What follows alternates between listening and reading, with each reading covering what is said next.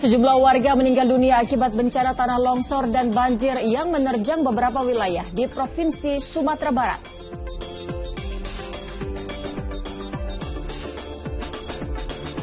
Diduga sedang mengikuti pengobatan alternatif dengan ritual mandi malam. 3 pria dilaporkan tenggelam di danau buatan di Desa Tegalega, Bogor.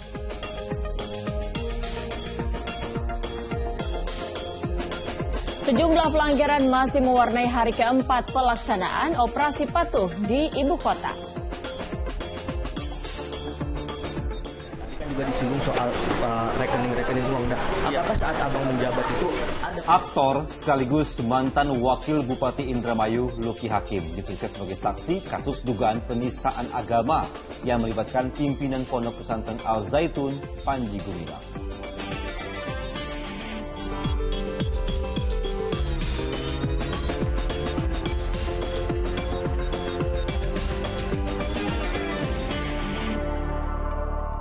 Halo, selamat pagi. Saya dari Maulana. Dan saya Utri Farza kembali hadir menjumpai Anda dalam Fokus Pagi hari ini Sabtu 15 Juli 2023, akhir pekan. Akhir pekannya Utri dan pemirsa. Memulai akhir pekan Anda dalam 1,5 jam ke depan, kami hadir dengan rangkaian informasi dan peristiwa terbaru yang telah dihimpun tim redaksi kami hingga dini hari tadi. Langsung saja kita awali informasi di Fokus Pagi selengkapnya. Ya pemirsa, bencana tanah longsor dan banjir menerjang sejumlah wilayah di Provinsi Sumatera Barat. Ya, sepasang suami istri dilaporkan tertimbun tanah longsor di Agam setelah wilayah tersebut diguyur hujan deras. Bahkan di Padang, sejumlah jenazah yang masih terbungkus kain kafan keluar dari kuburan setelah area tempat pemakaman umum diterjang longsor.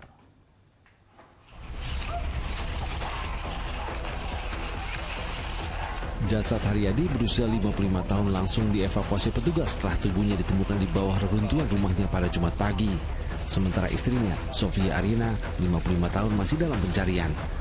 Pasangan suami istri ini menjadi korban tanah longsor di Jorong Pantas Nagari Tanjung Sani, Kabupaten Agam setelah wilayah ini diguyur hujan lebat.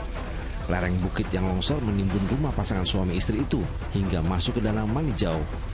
Petugas dari Basarnas, BPBD, TNI Polri, Satpol PP beserta masyarakat masih melakukan pencarian terhadap Sofia dengan menggunakan peralatan sederhana. Hingga Jumat malam korban belum ditemukan. Pencarian akan dilanjutkan hari ini. Ada bencana longsor yang berdampak hilangnya 2 orang di Jorong Pantas. Untuk update informasi, 1 orang pagi ini telah ditemukan atas nama Haryadi, umur 55 tahun. Dan istrinya atas nama Sofia Arina belum ditemukan sampai operasi dihentikan malam ini. Longsor terjadi akibat hujan lebat yang melanda kawasan ini sejak Kamis petang. Data Badan Penanggulangan Bencana Daerah Kabupaten Agam, setidaknya terdapat 6 titik longsor bukit yang berada di pinggir Danau Maninjau, 5 titik di Nagari Tanjung Sani, dan 1 titik di Nagari Koto Malintang. Sementara itu, tempat pemakaman umum yang terletak di kawasan perbukitan seberang Padang, Kecamatan Padang Selatan, juga diterjang longsor. Longsor diakibatkan hujan dengan intensitas tinggi yang melanda kota Padang sejak Kamis malam.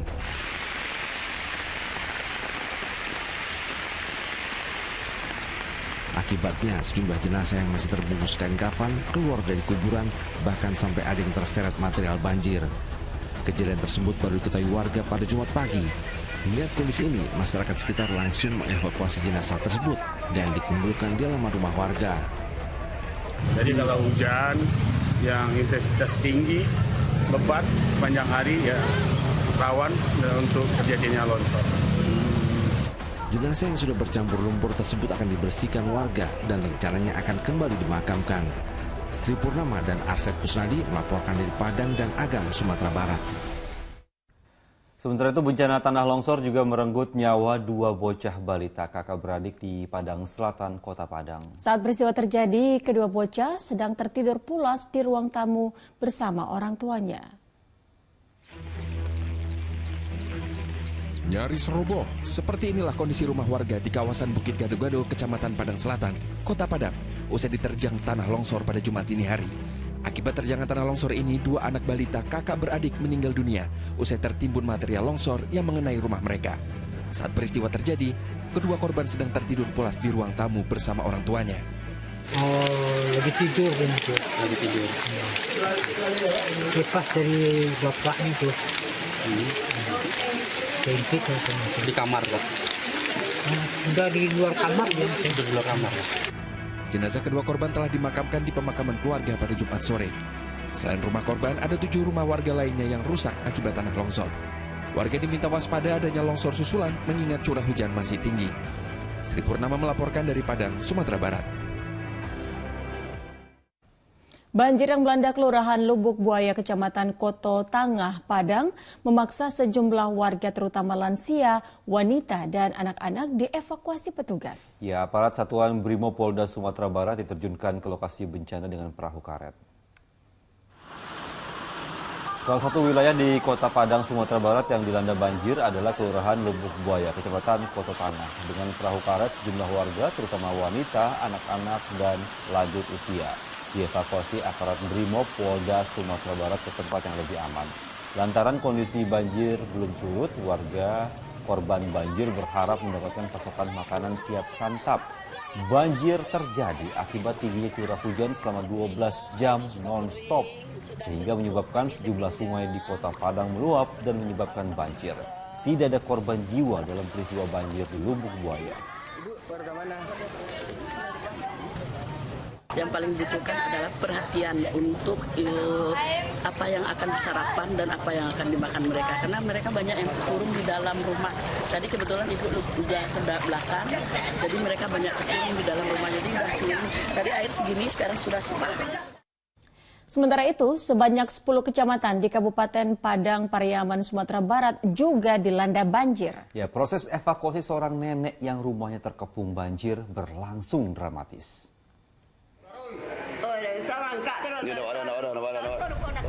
Dengan hati-hati, petugas menggendong seorang nenek dari rumahnya yang terkepung banjir Jumat pagi.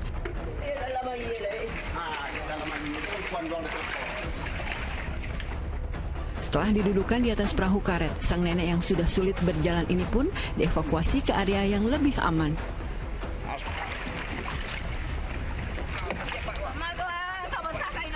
Begitu tiba, sang nenek harus kembali digendong sebelum lalu dinaikkan sepeda motor.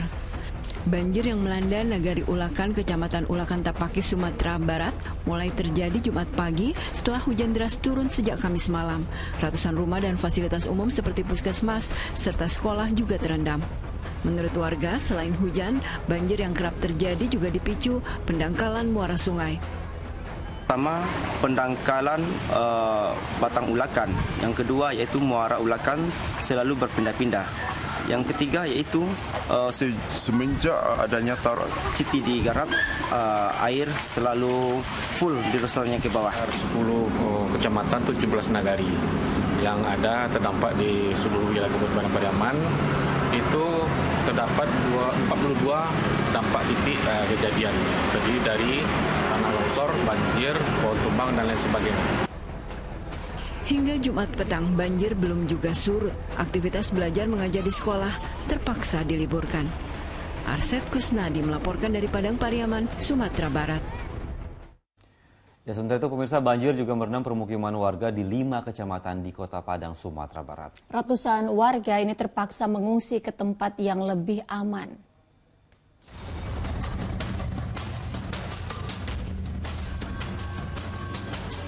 Banjir merendam permukiman warga di 5 kecamatan di Kota Padang, Sumatera Barat. Aktivitas warga di 5 kecamatan ini pun nyaris lumpuh. Arus lalu lintas di sejumlah ruas jalan mengalami kemacetan panjang akibat jalanan yang terendam banjir. Di Kelurahan Gunung Pangilun, banjir mencapai 50 cm. Warga mengaku banjir mulai masuk ke dalam rumah sejak Kamis malam usai diguyur hujan lebat. Masih bertahan dulu sementara waktu. Kalau memang banjirnya nanti terlalu naik, nanti kita akan ngungsi ke tempat ketinggian. Banjir paling parah melanda daerah Maransi, Kelurahan Air Pacah di Kecamatan Koto Tangah, Kota Padang. Ketinggian banjir merata hampir 1 meter. Ratusan kepala keluarga terpaksa mengungsi ke tempat lebih aman. Banjir diakibatkan luapan air sungai usai diguyur hujan lebat. Dari jembatan Maransi ke bawah itu masih belum digali, sehingga airnya tertahan di Jambu dan Maransi ini. Berarti luapan sungai itu? Luapan sungai memang luar biasa pada hari ini, luar biasa. Iya. Nggak pernah 10 tahun terakhir ini paling parah ini. Sejumlah korban banjir di Kecamatan Koto Tangah juga mulai terserang penyakit. Hasil pemeriksaan dokter, mayoritas warga menderita demam, batuk, dan pusing. Ada pula warga yang menderita luka akibat dihantam material kayu saat menyelamatkan diri dari kepungan banjir. Dari yang diungsikan ada yang banyak menderita demam, mungkin karena kehujanan, jadi sekarang banyak demam. Kemudian ada juga tadi yang luka, jadi karena kayu pas evakuasi barang-barang ada juga yang terkena luka. Sejumlah bantuan makanan telah dibagikan oleh para relawan. Hingga Jumat malam banjir belum sepenuhnya surut. Tim Liputan melaporkan. Ya, di informasi berikutnya pemirsa, intensitas hujan yang tinggi dan buruknya sistem drainase ini membuat ratusan rumah warga di 2 kecamatan di Kabupaten Sinjai, Sulawesi Selatan terendam banjir. Bahkan genangan air juga turut merendam rumah dinas Bupati. Parah dibanding sebelum-sebelumnya. Sepanjang sejarah rumah di Jenderal Sudirman tidak pernah setinggi ini airnya. Seperti inilah keluhan warga saat banjir merendam kediamannya dan membuat seluruh perabotan berantakan. Hujan deras yang mengguyur selama 2 hari kembali merendam 2 kecamatan di Kabupaten Sinjai Jumat sore. Selain menggenangi ratusan rumah warga, air juga merendam fasilitas umum yang ada di Kecamatan Sinjai Utara dan Kecamatan Sinjai Timur. Bahkan, rumah dinas Bupati Sinjai tak luput dari terjangan banjir. Halaman rumah dinas Bupati terendam hingga ketinggian 50 cm. Area rumah jabatan Bupati Sinjai. Jadi ini adalah rumah jabatan Bupati Sinjai. Tingginya intensitas hujan disertai pasang air laut dan buruknya sistem drainase menjadi pemicu banjir di wilayah ini. Selain banjir, bencana alam lainnya seperti longsor dan pohon tumbang juga terjadi di Desa Matundrung, Kecamatan Sinjai Tengah. Sampai saat ini itu ada 4 kelurahan. Kelurahan Bengere, Balandipa, Bosu, dengan Lapa. Nah, ini juga kita baru menerima laporan ada juga ada banjir yang di Desa Balangka. Kini, tim BPBD Sinjai Tengah melakukan upaya evakuasi pada para korban banjir. Tidak ada korban jiwa dalam peristiwa ini. Andi Muhammad Sardi melaporkan dari Kabupaten Sinjai, Sulawesi Selatan. Sementara itu, cuaca ekstrem yang melanda Kota Padang menyebabkan 2 kapal tongkang yang membawa bahan bakar minyak dan gas terseret ombak. Ya, kapal yang terbawa arus ke laut lepas akhirnya kembali dihempaskan ombak ke tepi pantai. Kapal pembawa bahan bakar minyak dan gas LPG tujuan Kepulauan Mentawai dilaporkan bersandar di bibir Pantai Padang di Jalan Samudra Padang Barat, Kota Padang pada Jumat dini hari. Akibat cuaca ekstrim, tali pengikat kapal putus sehingga kapal terseret ke laut lepas sebelum dihempaskan kembali oleh ombak ke tepi pantai. Posisi kapal pun bergeser sekitar 500 meter dari posisi awal kapal bersandar. Saat kejadian, awak kapal yang berjumlah 23 orang dari 2 kapal yang terdampak dilaporkan selamat. Karena faktor cuaca jelek, boulder di pelabuhan lepas semua, terangkat, lepas semua kapal yang di muara hanyut. Pas start mesin tadi sudah terlilit sama propeller, jadi nggak bisa di-start lagi. Muatan apa nih, Bang? Minta bantuan. Solar sama petalet, minyak tanah. Minta bantuan BBM buat nyuplai Mentawai. Kita beralih ke informasi lainnya, seorang penumpang terjatuh ke sela-sela peron di Stasiun Sudirman, Jakarta Pusat sesaat sebelum kereta api melintas. Ya, beruntung seorang petugas keamanan sigap. Ia langsung melompat turun, menenangkan korban dan kereta pun melintas. Mereka pun selamat. Video amatir ini merekam saat sejumlah petugas keamanan Stasiun Sudirman, Jakarta Pusat membantu rekannya yang baru saja bertindak heroik menolong seorang penumpang wanita yang terjatuh ke celah peron Kamis malam. Setelah kereta melintas, keduanya selamat keluar dari celah peron. Peristiwa tersebut berawal saat korban terpeleset ketika akan naik kereta. Padahal di lintasan sama akan ada kereta melintas. Melihat insiden tersebut, seorang petugas keamanan langsung terjun ke celah peron. Ia menenangkan korban dan meminta korban berdiam di celah peron sampai kereta selesai melintas. Saya kehilangan keseimbangan pas temannya teriak, saya langsung samperin, saya refleks, langsung loncat untuk nenangin penumpangnya yang di bawah. Saya kasih arahan buat tenang, biar nggak panik. Petugas lalu mengevakuasi korban ke klinik terdekat. Sejauh ini tidak ada luka serius pada tubuh korban. Namun PT Kereta Api Indonesia mengimbau warga untuk berhati-hati dan tetap fokus saat melangkah di area stasiun. Sebab peristiwa serupa telah berulang kali terjadi. Don Vito Samarta melaporkan dari Jakarta. Setelah berkumandangnya azan subuh untuk wilayah ibu kota DKI Jakarta dan sekitarnya, kami akan hadir kembali dengan sejumlah informasi lain. Ya, di antaranya diduga sedang mengikuti pengobatan alternatif dengan ritual mandi malam. 3 pria dilaporkan tenggelam di danau buatan di Desa Tegalega, Bogor. Tetaplah bersama Fokus Pagi.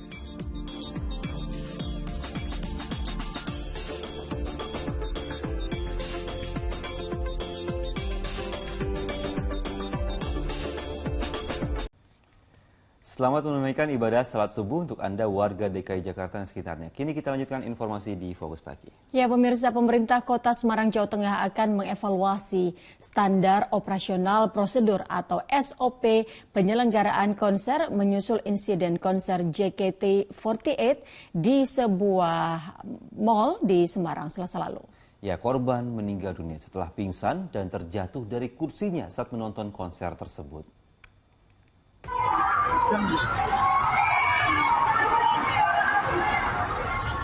Seperti terekam kamera pengintai atau CCTV, korban Ahmad Arsyad Diski 17 tahun pingsan dan terjatuh dari kursinya saat sedang menonton konser JKT48 yang digelar di sebuah mal di Semarang Selasa lalu. Korban lalu dilarikan ke rumah sakit Logorejo. Namun begitu tiba, dokter jaga rumah sakit menyatakan korban telah meninggal dunia.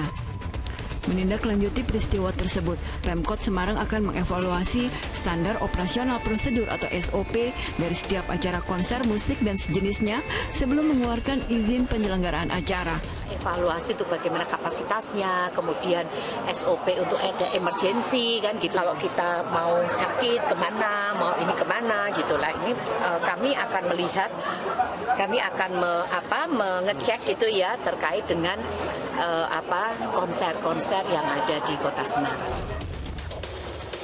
Saat menyambangi rumah keluarga korban Jumat siang, Wali Kota Semarang juga menyampaikan duka cita mendalam atas meninggalnya Arsyad yang tercatat sebagai siswa SMK Negeri 7 Semarang dan atlet cabang olahraga Kempo. Sementara itu, menurut pihak Polrestabes Semarang, selain tidak mengantongi izin kepolisian, konser JKT48 tersebut terpantau dihadiri oleh lebih dari kapasitas penonton. Ali Mustaghfirin melaporkan dari Semarang, Jawa Tengah. Di informasi berikutnya, pemirsa, hari keempat pelaksanaan operasi masih diwarnai pelanggaran oleh para pengendara. Ya, ini tak terkecuali di Denpasar, Bali dan juga di ibu kota DKI Jakarta.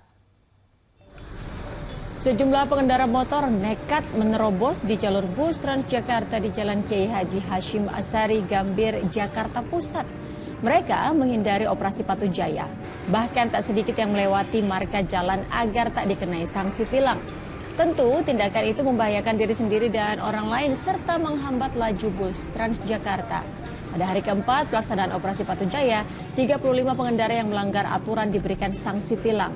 Para pengendara diimbau untuk senantiasa tertib berlalu lintas guna mengurangi terjadinya kecelakaan.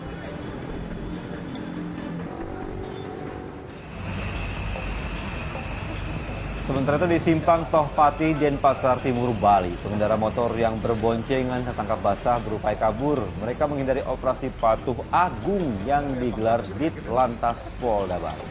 Beruntung sejumlah petugas berhasil mengamankannya sehingga tidak terjadi kecelakaan. Pengendara motor ini pun diberi sanksi tilang karena tidak memakai helm dan sepeda motornya tidak sesuai standar.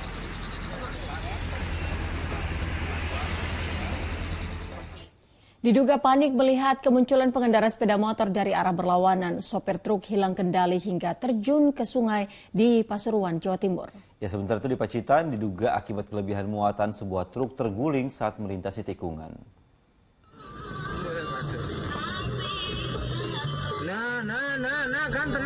Video amatir penumpang kendaraan lain ini merekam detik-detik saat truk bermuatan olahan kayu lapis terguling di Jalan Pacitan, Solo di Desa Dadapan, Jumat siang. Truk terguling ke sisi kiri jalan. Beruntung supir truk bersama satu penumpang lainnya selamat dan hanya mengalami luka ringan. Diduga tergulingnya truk akibat kelebihan muatan dan sopir hilang kendali saat melintasi jalan tikungan. Kecelakaan itu terjadi karena pengendara atau supir yang dari Lumajang mau menuju ke Pacitan kurang menguasai medan. Di samping itu kecepatannya juga agak tinggi, begitu belokan dia nggak menguasai, akhirnya terguling. Kasus laka ini kini ditangani Satlantas Polres Pacitan. Terjun bebas dulur. Di Pasuruan, Jawa Timur, satu dam truk jatuh ke dasar sungai sedalam 20 meter di Desa Kepuh, Kabupaten Pasuruan, Jumat sore. Kejadian bermula saat sopir truk hilang kendali saat tiba-tiba muncul sepeda motor melaju kencang dari arah berlawanan. Bukan menginjak pedal rem, sopir truk justru menginjak pedal gas hingga akhirnya terjun ke sungai. Ya, kejadiannya itu dari timur itu mau ke barat itu. Dan itu keliru injak rem dan keliru di gas, langsung nabrak jembatan ini, langsung jatuh ke bawah.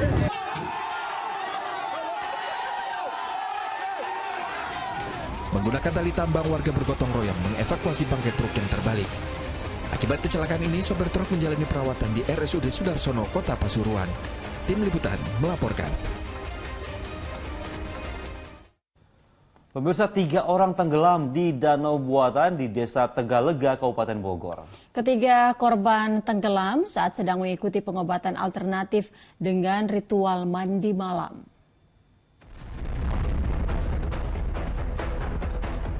Warga di Desa Tegalega, Kecamatan Cigudeg, Kabupaten Bogor, Jumat pagi berkerumun setelah digegerkan adanya 3 orang pemuda yang tenggelam di Danau Query. Proses pencarian melibatkan petugas gabungan dengan mengerahkan perahu karet menyusuri seluruh sisi danau. Ketiga korban tenggelam merupakan warga Desa Cipinang Rumpin yang sedang mengikuti pengobatan alternatif dengan mandi malam yang dipimpin oleh seorang ustadz. 11 malam. Mau ngapain sih dia sebenarnya? Sebenarnya dia kan lagi terapi, kan dia orang agak stres, kan lagi diobatin lah, mandiin. Kejadian bermula saat salah satu korban terpleset dan ditolong oleh 2 rekannya. Naas diduga seluruh korban tak bisa berenang. Tanya dilakukan pemandian. Pada saat sedang dilakukan pemandian, ya, yang sakit kemudian berontak. Begitu berontak, ke temannya yang memegangi terjebur ke dalam kolam ini. Ketiga korban yang hilang akhirnya ditemukan pada Jumat sore usai dilakukan pencarian selama 8 jam lebih. Ketiga korban ditemukan oleh tim penyelam di kedalaman 3 meter Danau Query. Kesulitannya sampai dengan saat ini dan korban sudah ditemukan itu di bawah itu di dasar itu ada semacam gangga rumput dan lumpur dan visibility ada yang memang cuma 15 cm. Jasad ketiga korban telah diserahkan pada pihak keluarga setelah mereka sepakat menolak proses autopsi. Sementara guru spiritual yang mengadakan ritual mandi malam di danau telah dimintai keterangan terkait kronologi kejadian. Asep Solihin melaporkan dari Kabupaten Bogor, Jawa Barat. Sidang kasus pembunuhan siswa SMP di Pengadilan Negeri Mojokerto, Jawa Timur diwarnai kericuhan. Ya, kericuhan dipicu rasa kecewa keluarga korban atas putusan hakim yang menjatuhkan vonis 7 tahun 4 bulan penjara bagi terdakwa.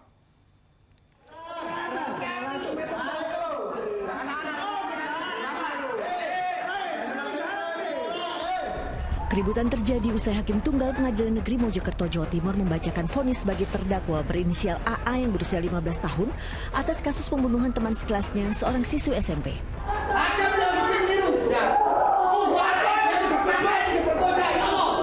Penuh emosi, keluarga korban mempertanyakan hukuman 7 tahun 4 bulan penjara. Vonis itu lebih ringan 2 bulan dari tuntutan jaksa.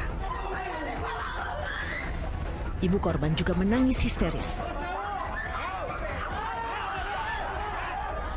Bahkan keluarga dan kerabat korban mengejar hakim yang keluar melalui jendela ruang sidang anak.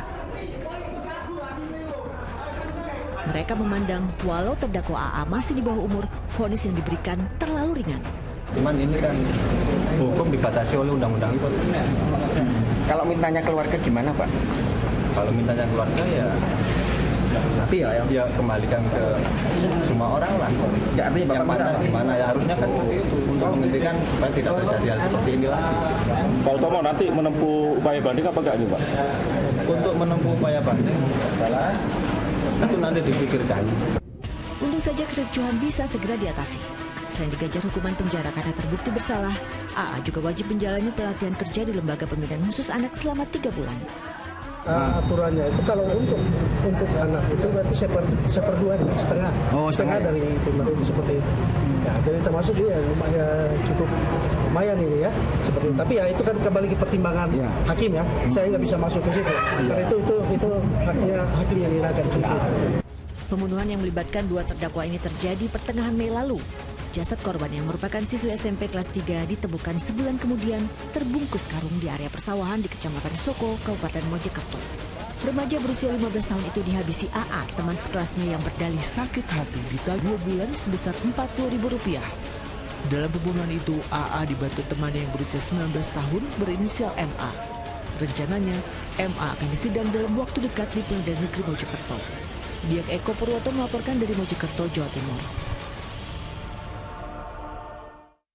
Sidang vonis kasus penggelapan dana koperasi sejahtera bersama di Pengadilan Negeri Bogor diwarnai kericuhan. Masa dari korban investasi dengan pendukung terdakwa terlibat adu mulut.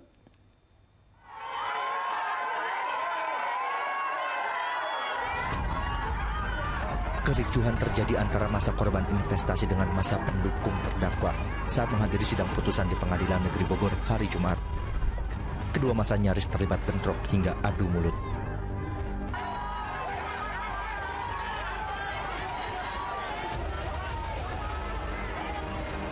Beruntung, keributan tak meluas setelah aparat Polresta Bogor Kota memisahkan kedua kubu. Selain itu, masa korban investasi juga nampak emosi saat majelis hakim menjatuhkan vonis kepada 2 terdakwa pimpinan Koperasi Sejahtera bersama, yakni Iwan Setiawan dan Dang Ziani, 5 tahun penjara.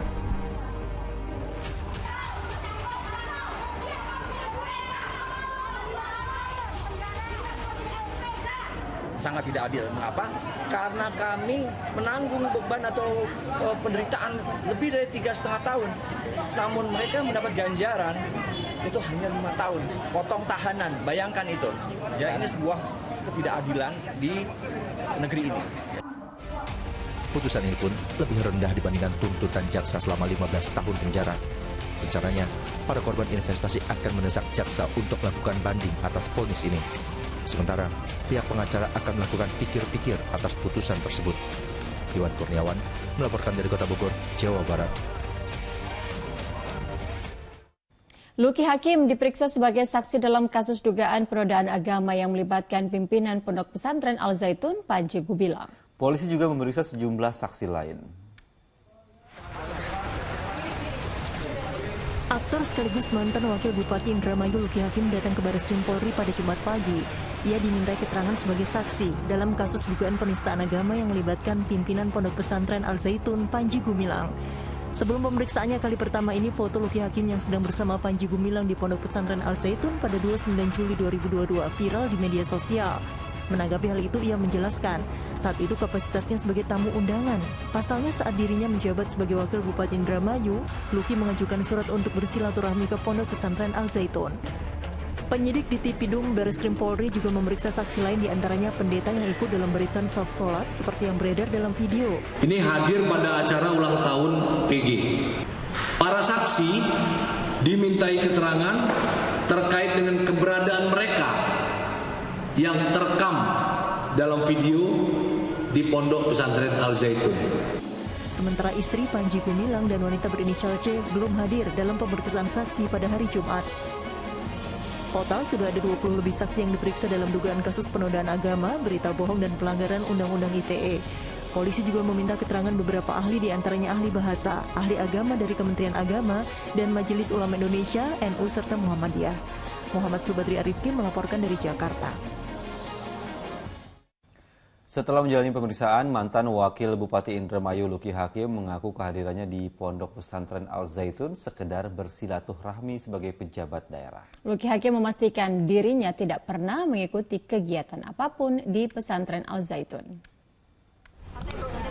Setelah menjalani pemeriksaan selama 11 jam, mantan Wakil Bupati Indramayu Luki Hakim meninggalkan gedung Bareskrim Polri Jumat malam. Selama pemeriksaan sebagai saksi kasus dugaan penistaan agama dengan terlapor Panji Gumilang, Luki Hakim dicecar sekitar 10 pertanyaan. Salah satunya seputar kehadirannya di Pondok Pesantren Al Zaitun beberapa waktu lalu. Kehadiran aktor film dan sinetron ini sempat terekam dalam video yang beredar luas saat bersama Panji Gumilang. Sholat berjamaah, saya tidak di situ karena saya tidak sholat Jumat di situ dan saya tidak sholat di Masjid Rahmatan lil Alamin, baik itu Idul Fitri, Idul Adha ataupun sholat-sholat yang lainnya. Jadi saya tidak pernah melakukan ibadah sholat di masjid itu dengan saf yang bercampur. Tapi ketika ada video yang menyanyikan Salam itu, ya itu tanggal 30 Juli 2022. Setelah sempat dilepaskan karena dianggap kurang bukti, polisi kini mengejar tersangka pelaku kekerasan dalam rumah tangga di Tangerang Selatan, Banten. Informasi selengkapnya akan disampaikan oleh Utri Farzah sesaat lagi hanya di Fokus Banten.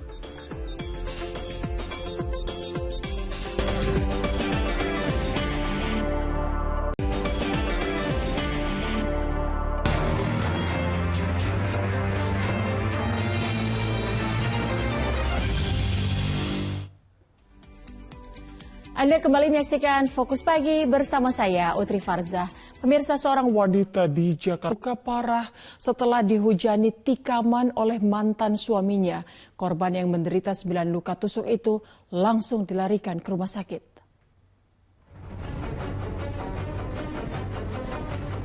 Polisi menahan pria bernama Dadang Suharja yang diduga menikam mantan istrinya hingga korban mengalami luka berat. Peristiwa yang terjadi di kamar indekos korban Jalan Rawa Selatan, Johar Baru, Jakarta Pusat pada Jumat dini hari. Keduanya terlibat cekcok di depan pintu kamar lantaran tersangka tidak diizinkan melihat anaknya. Puncak keributan itu, tersangka menghujam korban dengan sebilah pisau dapur yang dibawanya. Akibatnya korban menderita 9 luka tusuk dan dilarikan ke Rumah Sakit Yarsi, Jakarta. Sementara sejumlah warga yang melihat kejadian itu meringkus pria berusia 53 tahun itu dan menyerahkannya ke polisi. Nah, ketika pada saat dibuka pintu rumah itu, mereka terlibat cekcok dengan pelaku menanyakan keberadaan anaknya. Kemudian cekcok, pelaku tiba-tiba mengeluarkan sebilah pisau dapur dan menusuk pada korban sebanyak 9 tusukan, di mana berada di 3 area, yaitu di sebelah tangan kiri, ketiak kiri, dan bagian dada sebelah kiri korban. Atas perbuatannya tersangka dijerat pasal berlapis. Selain pasal tentang penganiayaan, pria itu juga dijerat pasal percobaan pembunuhan berencana yang ancaman pidananya 20 tahun penjara. Don Vito Samarta melaporkan dari Jakarta. Setelah sempat dilepaskan karena dianggap kurang bukti, polisi kini mengejar tersangka pelaku kekerasan dalam rumah tangga di Tangerang Selatan, Banten. Tersangka diduga menganiaya korban yang sedang hamil hingga babak belur.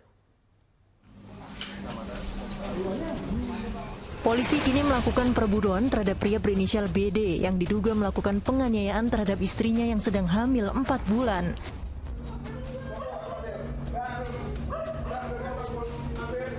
Ketika dilaporkan atas dugaan melakukan tindak kekerasan dalam rumah tangga, BD sempat diperiksa polisi dan ditetapkan sebagai tersangka.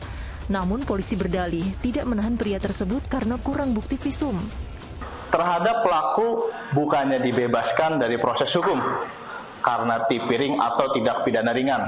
Itu tidak benar. Jadi bahwa benar kasus tersebut merupakan tindak pidana murni berdasarkan Pasal 44 Undang-Undang Nomor 23 Tahun 2004 tentang penghapusan kekerasan dalam rumah tangga. Jadi perkara tetap lanjut, tetap kita proses walau tersangka tidak ditahan.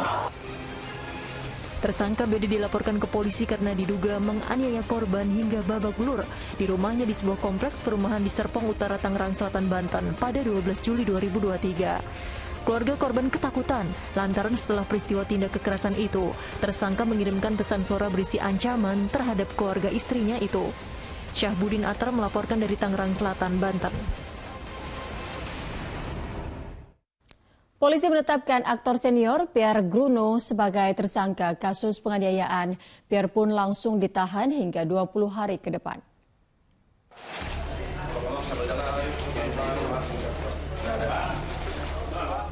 Aktor senior Pierre Gruno ditetapkan jadi tersangka lantaran diduga menganiaya salah satu pengunjung di tempat hiburan malam hotel kawasan Cilandak, Jakarta Selatan pada akhir bulan Juni lalu. Penetapan tersangka aktor 64 tahun itu berdasar alat bukti cukup, diantaranya keterangan saksi, surat visum, dan CCTV. Atas penganiayaan itu, korban mengalami luka di pelipis mata dan patah tulang pada bagian hidung. Korban sempat menjalani perawatan di Rumah Sakit Pondok Indah. Pemukulan itu dipicu karena Pierre merasa mendapat tatapan kurang baik sehingga membuatnya tersinggung. Ada gestur dari korban yang dianggap oleh tersangka tidak baik, sehingga memicu amarah dari tersangka. Pemeran film sejak tahun 70-an itu pun langsung ditahan hingga 20 hari ke depan. Ia terancam pasal penganiayaan dengan hukuman 5 tahun penjara. Muhammad Subedri Adrifki melaporkan dari Jakarta. Di informasi lainnya, pemirsa, duel maut dua remaja di Banyumas, Jawa Tengah yang menggunakan senjata tajam menyebabkan salah satunya tewas. Terduga pelaku berdalih perkelahian dilakukan untuk adu kesaktian.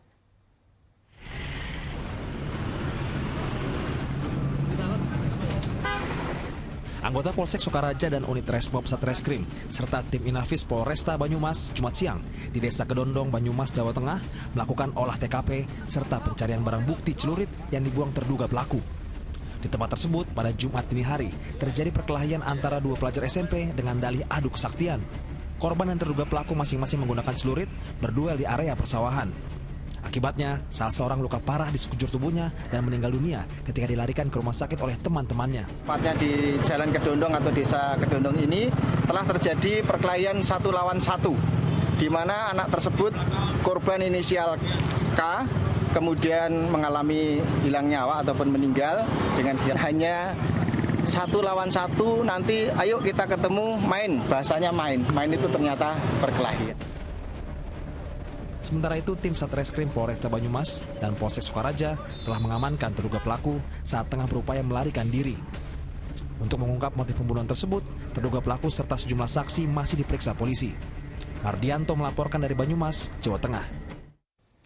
Para pelaku kejahatan kini tak segan beraksi di siang bolong di tengah keramaian warga. Seperti di Kebonjeruk, Jakarta Barat, seorang pria mencuri sepeda motor dengan berpura-pura sebagai pengontrak rumah yang berangkat beraktivitas.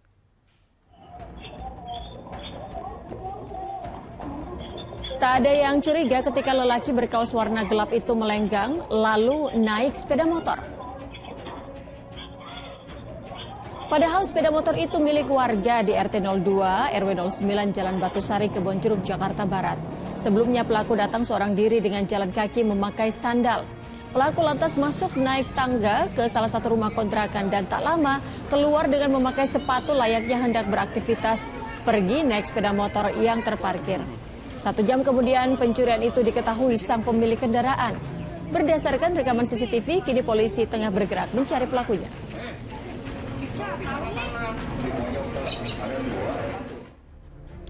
Masih di ibu kota, seorang pedagang sayur keliling yang mendorong gerobaknya di kawasan Penggilingan, Cakung, Jakarta Timur didekati sebuah sepeda motor. Tiba-tiba pengendara motor tersebut merampas tas sang pedagang yang berisi ponsel dan uang jutaan rupiah hasil berjualan.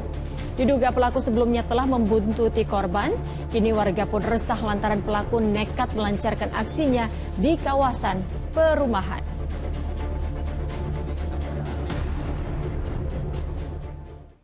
Seorang pemuda ditangkap warga Pondokopi, Jakarta Timur serta nyaris babak belur dikeroyok massa setelah diduga menjadi salah satu anggota komplotan pencurian sepeda motor. Sementara di Sidoarjo, Jawa Timur, seorang pemuda yang nekat mencuri sepeda motor tertangkap hingga dipukuli dan diarak warga menuju kantor polisi.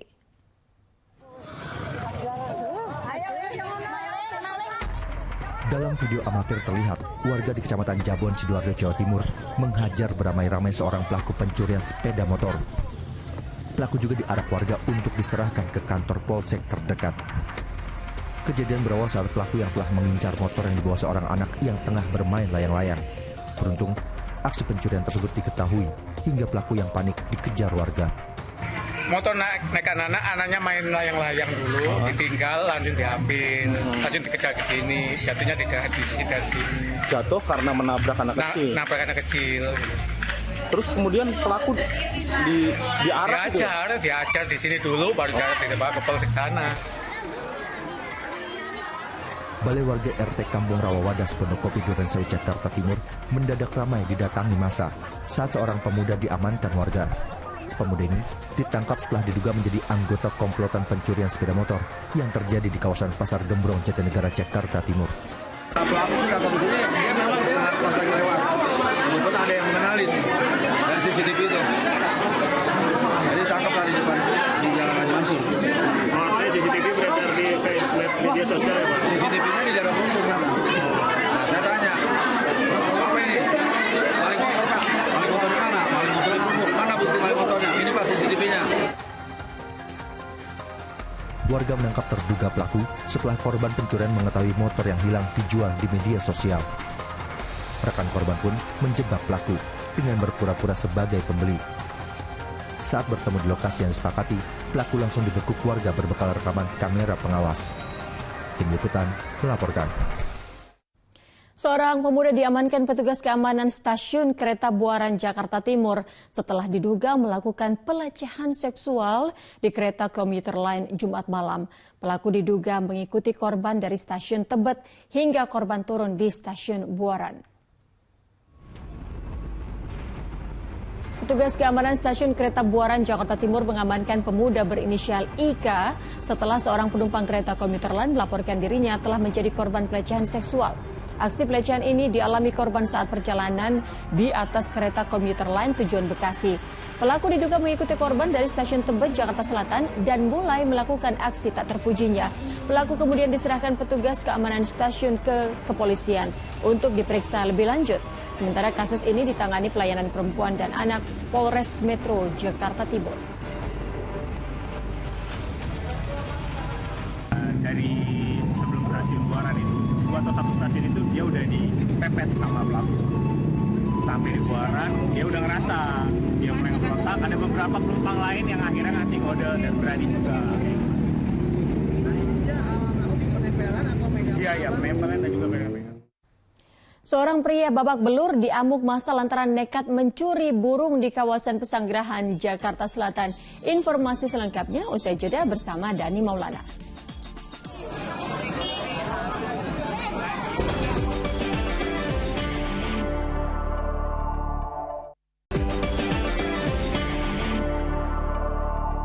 Anda kembali di Fokus Pagi bersama saya Dani Maulana. Pemirsa, seorang pria babak belur diamuk massa lantaran nekat mencuri burung di kawasan Pesanggerahan, Jakarta Selatan pada Jumat malam.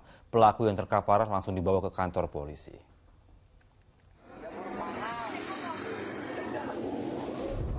Seorang pria tergeletak di pinggir jalan usai babak belur diamuk massa lantaran mencuri seekor burung di toko makanan burung Jalan Manunggal, Pesanggerahan, Jakarta Selatan, Jumat malam.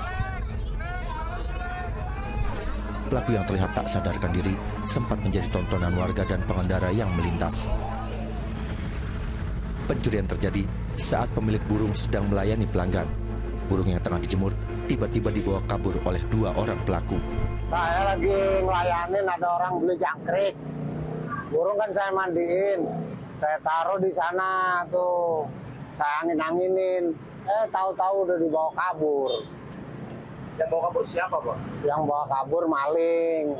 Tapi malingnya yang satu ketangkep, yang satunya kabur. Rekan pelaku berhasil membawa kabur burung tersebut. Sementara pelaku yang tertangkap berhasil diamankan warga dan dibawa ke kantor polisi. Muhammad Subadri Arifki melaporkan dari Jakarta. Seorang pria berpakaian layaknya seorang pengantin terlibat cekcok hingga nyaris baku hantam di Jalan RA Kartini Cilandak, Jakarta Selatan. Selisih paham yang memicu kemacetan arus lalu lintas viral di media sosial. Dalam rekaman video amatir milik warga, terlihat seorang pria pengendara mobil SUV terlibat cekcok dengan pengguna jalan lainnya di dekat stasiun MRT Fatmawati Jalan RA Kartini Cilandak, Jakarta Selatan hari Jumat.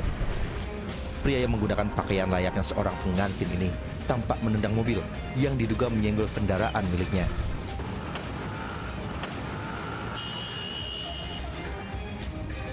Bahkan, seorang pria lainnya yang menggunakan kemeja batik juga menyeret dan menantang pengemudi minibus hingga nyaris terlibat baku hantam. Diduga, Cekcok antar pengendara mobil terjadi akibat senggolan di jalan. Ributan awalnya cuma serempetan aja sih tadinya, senggolan mobil gitu. Kurang tahu pasti saya dari jauh juga ngeliatnya. Senggolannya sama pengendara mobil juga atau gimana? Mobil sama mobil ya. Bang, itu kan terlihat bang, itu yang baju putih itu siapa bang? Apa pengantin atau gimana bang? Kayaknya sih pengantin, soalnya ada temennya juga saya ngeliat pakai batik kalau nggak salah itu. Belum diketahui penyebab pasti terjadinya perselisihan ini. Insiden tersebut mengundang perhatian warga serta pengendara yang melintas hingga arus lalu lintas di lokasi kejadian sempat macet. Muhammad Subadri Arifki melaporkan dari Jakarta. Teriakan histeris pemilik rumah mewarnai proses eksekusi 2 rumah oleh Pengadilan Negeri Pandeglang, Banten. Eksekusi dilakukan setelah upaya banding selaku termohon perkara sengketa tanah seluas 16.920 meter kandas di Pengadilan Tinggi Jakarta.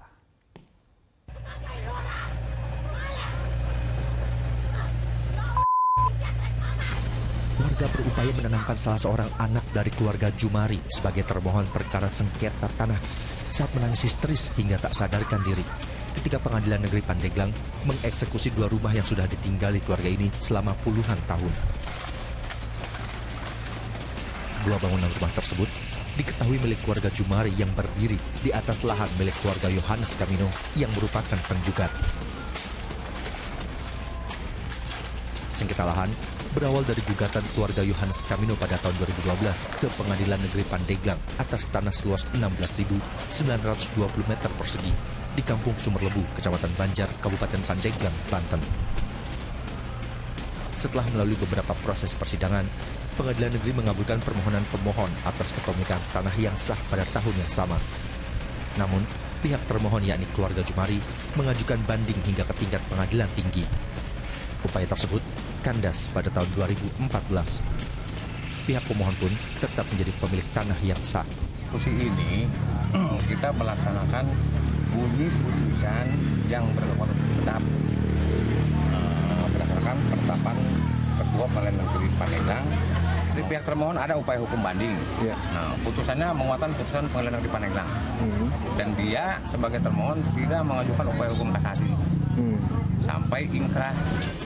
Sementara kuasa hukum pemohon Arifin mengaku puas atas eksekusi yang telah dilakukan Pengadilan Negeri Pandeglang tersebut.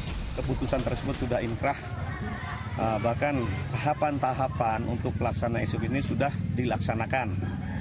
Di mana mungkin tahapan itu yang mengenai seperti tadi dari unmoney, ya, daripada pemanggilan para pihak, termasuk sita eksekusi sudah dilaksanakan. Bahkan pelaksanaan eksekusi ini pun jauh-jauh hari sudah disampaikan kepada pemohon untuk artinya mengetahui serta dia mengosongkan daripada lahan yang kami mohonkan.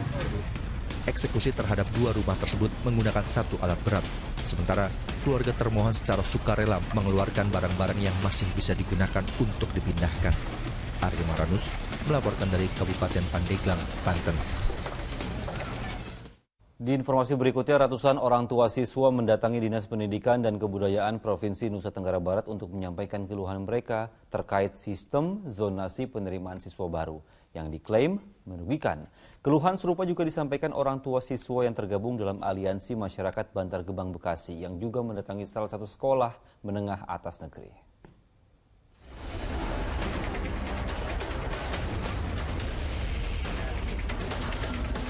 Sejumlah masyarakat yang tergabung dalam Aliansi Masyarakat Bantar Gebang memasang spanduk bertuliskan protes kepada kepala sekolah. Hal ini merupakan bentuk kekecewaan warga yang mengaku mendapat perlakuan tak menyenangkan saat berdialog terkait PPDB. Warga sekitar Bantar Gebang merasa banyak anak yang tak diterima. Padahal jarak rumah dan sekolah sesuai dengan aturan zonasi. Meski demikian, pihak sekolah menjelaskan bahwa penerimaan siswa yang dilakukan sudah sesuai dengan prosedur. Kami melakukan PPDB sesuai dengan Juknis dan SOP Jawa Barat. Sudah sesuai, pun termasuk warga tadi yang keberatan koordinat ya, itu kami layanin semua. Mereka datang ke sini diperiksa. Saat daftar ulang, semua diperiksa, data yang dibawa termasuk data yang diupload. ratusan orang tua siswa di Lombok, Nusa Tenggara Barat juga mendatangi Dinas Pendidikan dan Kebudayaan Provinsi untuk menyampaikan keluhan mereka soal sistem zonasi yang diklaim merugikan mereka. Para orang tua mengaku bingung, anaknya tak lulus di sekolah tempat mendaftar, meskipun telah sesuai persyaratan dan sesuai zonasi yang berlaku. Buntut kisruh PPDB yang menimbulkan persoalan tiap tahunnya, para orang tua siswa berharap pemerintah mengkaji kembali program pendaftaran menggunakan sistem zonasi, karena justru membingungkan para orang tua dan siswa. Tim Liputan melaporkan. Kita jeda sejenak pemirsa, setelah jeda Fokus Pagi akan hadir kembali dengan sejumlah informasi menarik lainnya. Di antaranya adalah bagi Anda pecinta olahan iga sapi dengan cita rasa yang kaya rempah, bisa menikmati sop konro dan konro bakar.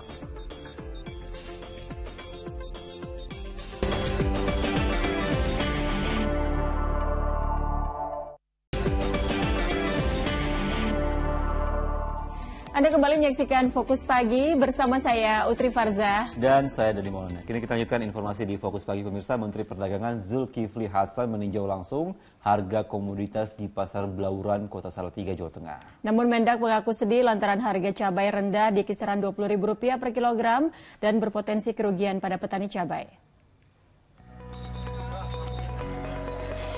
Dalam kunjungannya ke Pasar Blauran, Kota Salatiga, Jawa Tengah pada hari Jumat kemarin, Menteri Perdagangan Zulkifli Hasan melihat banyak berbagai harga kebutuhan pokok terpantau stabil, bahkan cenderung turun. Namun yang membuat Menteri Perdagangan sedih adalah harga cabai yang anjlok hingga Rp20.000 per kilogram. Bahkan harga dari petani Rp10.000 per kilogram. Harga yang murah ini Menteri khawatir petani akan merugi. Kalau cabai terlalu murah sekali. Saya sedih juga itu, kasihan petani cabai, 20.000 1 kilo. Kalau 20.000 dari petani 10.000 kan? Kalau 10.000 rugi. Petaninya bisa bangkrut. Ya, harusnya cabai itu 40 lah sedang. Ini cuma 20.000. Sementara itu harga telur di Pasar Blauran saat ini Rp31.000 per kilogram, sebelumnya Rp34.000. Padahal standar Kementerian Perdagangan seharusnya Rp28.000 per kilogram. Ayam potong Rp38.000 per kilogram dan bawang merah Rp25.000 hingga Rp30.000 per kilogram.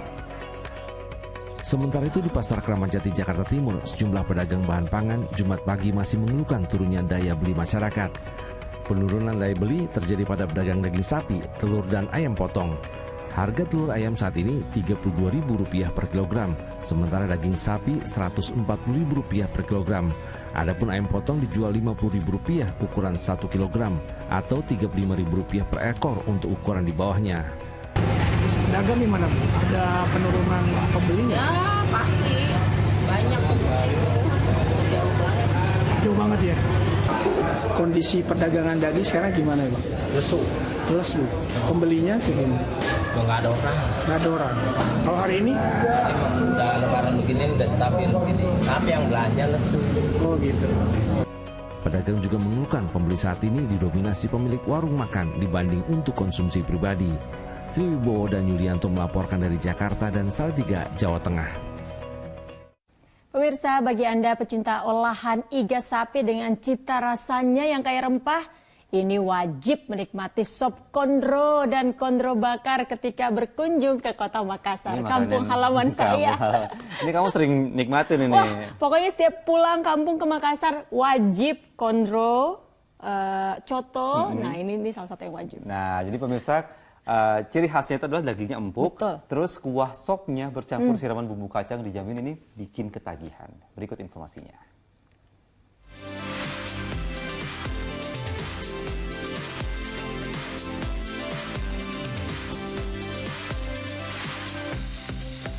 Makan pagi dengan kuah hangat kaya rempah, disajikan bersama daging yang empuk dikunyah. Yakin mau nolak? Ini dia sajian khas dari Kota Makassar, yakni sop konro dan konro bakar, yang terletak di Jalan Gunung Lompo Batang, Kota Makassar, Sulawesi Selatan. Konro memiliki arti sapi, tapi tenang, yang disajikan hanya tulang iganya yang berbalut daging empuk kaya rempah kok. Sebelum disajikan, daging iga yang sebelumnya telah dimasak, kemudian direndam dalam wadah berisi bumbu kacang dan rempah-rempah pilihan. Selanjutnya, daging iga dibakar beberapa menit hingga warna daging iga berubah. Ini dia bagian yang tak boleh terlewat. Daging iga disiram bumbu kacang untuk menambah cita rasa daging semakin lezat. Selain iga bakar, sop kontrol juga menjadi menu andalan di rumah makan ini. Sop ini disajikan dengan daging iga yang disiram dengan kuah rempah sebagai pelengkapnya. Sop kontrol berkuah kecoklatan mirip rawon makanan khas Jawa Timur.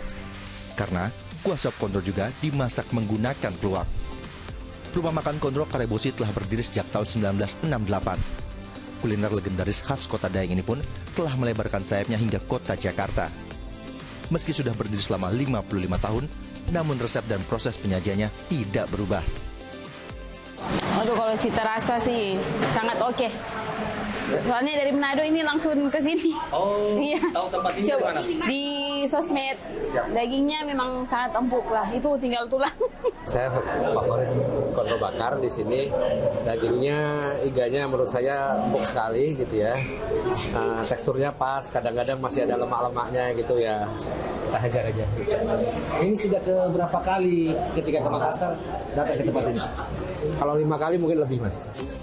Kontrol Karebosi beroperasi setiap hari, mulai pukul 10:30 siang hingga 10:30 malam waktu Indonesia Tengah. Seporsi sajian kontrol ini dapat dinikmati dengan harga sekitar Rp70.000. Andi Muhammad Sardi melaporkan dari Makassar, Sulawesi Selatan. Pagi-pagi bikin lapar ya. Jadi pengen pulang kampung. Tahan. Kita cari cabangnya di Jakarta. Baik, kita coba saya.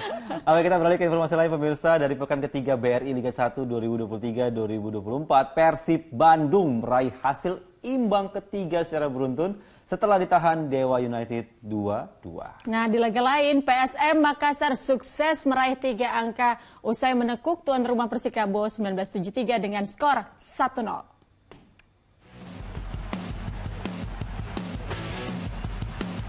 Misi Persib Bandung untuk meraih kemenangan perdana di pekan ketiga BRI Liga 1 2023-2024 Jumat petang masih belum terwujud. Menjamu Dewa United di Stadion Gelora Bandung Lautan Api, Bandung, Jawa Barat, tuan rumah tertinggal lebih dulu lewat gol sundulan Ahmad Rusadi di menit 35. Pada menit 59, Bobotoh kian terdiam setelah striker Dewa, Alex Martins, menjebol gawang Teja Paku Alam. Maung Bandung langsung merespons 4 menit berselang setelah Rahmat Irianto menyambar bola liar hasil sepakan bebas Mark Klok. Pada menit 68, winger Persib Febri Haryadi menerima kartu kuning kedua dan harus keluar dari lapangan. Meski hanya bermain dengan 10 pemain, tim besutan Luis Mia akhirnya terhindar dari kekalahan berkat gol sepakan bebas menawan dari Ezra Walian di menit kedua tambahan waktu. Skor 2-2 menjadi penutup laga, sekaligus hasil imbang ketiga kali beruntun bagi Persib. Sementara itu, PSM Makassar akhirnya meraih kemenangan perdana usai mengalahkan Persikabo 1973 di Stadion Pakansari, Kabupaten Bogor, Jawa Barat, Jumat sore. Tanpa gol di babak pertama, kebuntuan akhirnya pecah di pertengahan interval kedua. Playmaker PSM, William Pine, membungkam publik tuan rumah setelah sundulannya mengoyak gawang Laskar Pajajaran pada menit 74. Tak ada lagi gol tercipta, Juku Eja menang 1-0.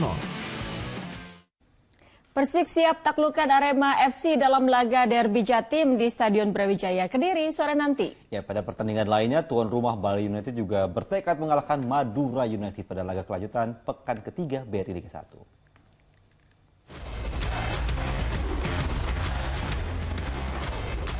Tim asuhan pelatih Stefano Cugura menggelar latihan di Bali United Training Center di Pantai Purnama, Gianyar, Jumat sore.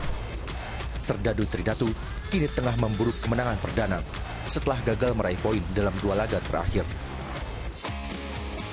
Tekad yang sama juga diusung Madura United, siap untuk mencuri poin saat menghadapi tuan rumah di Stadion Kapten Iwayan Dipta, Gianyar. Meski dalam tren positif, pelatih Mauricio Souza menginstruksikan pemainnya tidak meremehkan Bali United yang ingin memburu perdana. Pada laga lainnya, Arema FC datang dengan kepercayaan diri tinggi serta bertekad mengalahkan tuan rumah Persik Kediri. Meskipun belum pernah menang, namun Singoedan yakin bisa menumbangkan Persik di hadapan suporternya. Dalam latihan serta menjajal rumput Stadion Brawijaya Kediri Jumat siang, anak asuh Joko Sislo ini hanya berlatih ringan untuk menjaga kebugaran tubuh pemain. Tuan rumah Persik juga mengincar kemenangan perdana usai menerima hasil kurang memuaskan di 2 laga sebelumnya. Kekuatan Persik Kediri diperkirakan semakin bertambah usai kedatangan penyerang asingnya asal Brazil, Jefferson Vieira.